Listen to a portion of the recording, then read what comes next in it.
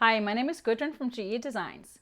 In this video, I'd like to show you how easy it is to do partial seams. It's a technique I love to use in my designs, not only for the design possibilities, but also because it's really fun to do. For some, it may be a scary word, and for maybe new quilters, something you try to avoid, but it's really easy. For this tutorial, I actually made a little candle mat from the scraps I found on my cutting mat that you can practice on. So what do I mean by partial seams? So a partial seam is needed whenever you want to have a square in the middle of the block and then 4 units surrounding it, and you want them all to be the same length without a seam in them. And it's really easy to transfer into whatever size you want. I mean, they can be large, they can be small. So all you have to do is take the size of your finished square that you're going to have in the center. So the finished size of your square, and then the finished width of your outside units, just the width. You're going to add those together. And then to figure out how long you're going to cut these units, you're just going to add a 1/2 inch to that measurement, and that is going to be your cut length. So for what I used for this, I had some pretty gray strip scraps on my cutting mat, so I actually just cut those down to 1.25 inches, and I just sewed them into units of 3. And then I had a 2.5 inch square for the middle.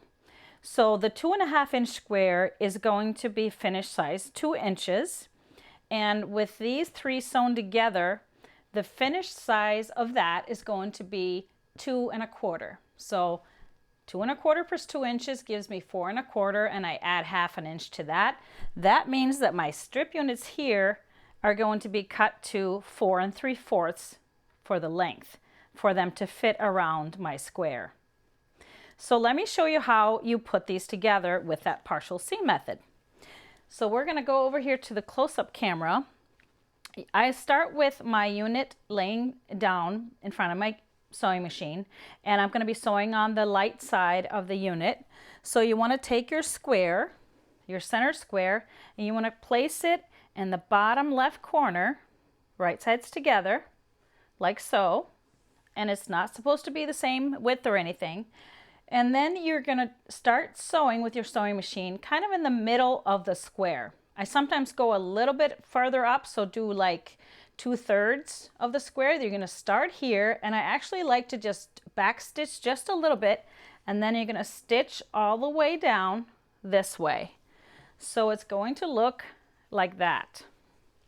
Now when I'm doing a partial seam with a block, and most all things, I want to always make sure that this center square, we're going to press away from the square at all times. And when I'm doing little blocks, I actually just finger press. So I'm just going to finger press this out, push this down away from the square so that this square is going to stay flat in the middle. So like that. So as you can see, now we have a whole edge here on the bottom, but this top is kind of floppy because we only sewed halfway. But this edge is whole, so this one is ready for us to add the next unit. So the next unit would then fit right here. So we just pop that right on top here, and then bring this under your sewing machine, and now you can sew all the way down here. And again, we're going to finger press away from that square. So now we have two sides done, and this side is now next. It's all the way open, so let me just flip it to this. This side is all the way open here to add the next unit.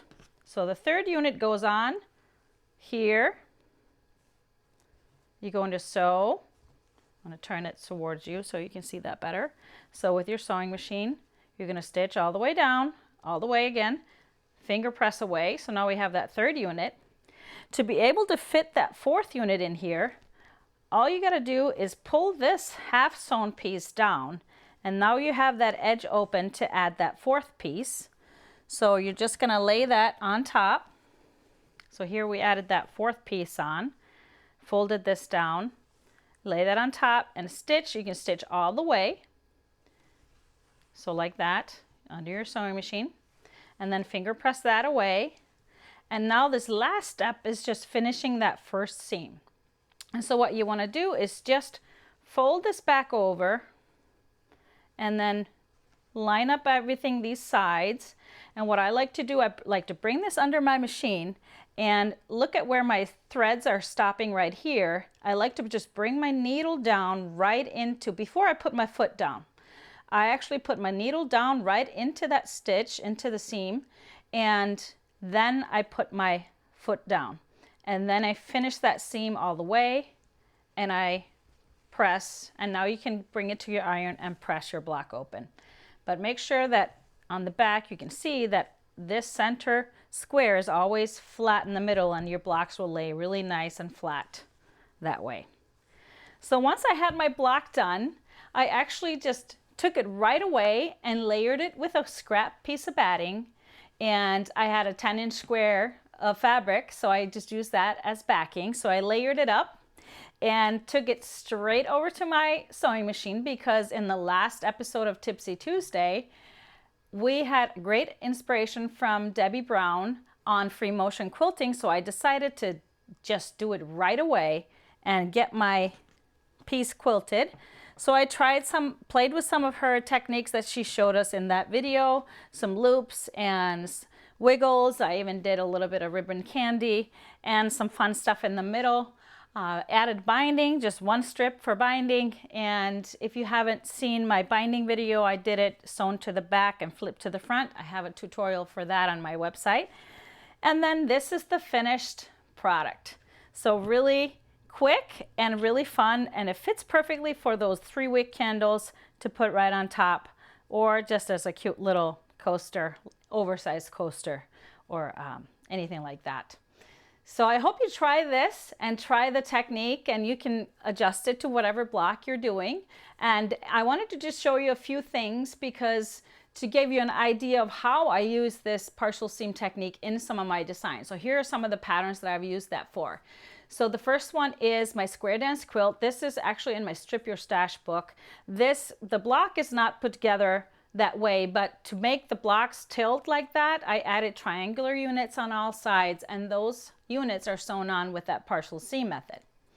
There's another quilt in that book called Pixie Sticks that is also, the whole block is actually done with a partial seam, because I wanted those strips to be whole and not have a seam through them. So that's a partial seam method right around the middle. Strip to be square, there's a layout version in this pattern for a square layout, and that's the one we see up here. And that layout is put together with a partial seam, because as you see that square in the middle of the quilt, that one you just put the blocks in with a partial seam method around that middle. So that worked out good. Strip twist is another pattern, very popular. I teach this one a lot, and this is, the whole block is put together with a partial seam. This is the version where I use 2.5-inch strips, but you can use 1.5-inch strips and make tiny ones. So this one is actually in my Stripology book, the second one, Stripology 2. So you can be any size with a partial seam. Strip On is an older book of mine, but I wanted to show you both. Those two quilts on the cover are both done with a partial seam block. And then there's one other quilt in that book called Strippers on Wheels that is also done with a partial seam. So lots of fun option. Like I said, I actually love doing it. I think it's kind of fun how it comes together, just putting them together that way in a circular motion. And I hope you have fun with it. Try it out, and I'll see you next time for the next tutorial.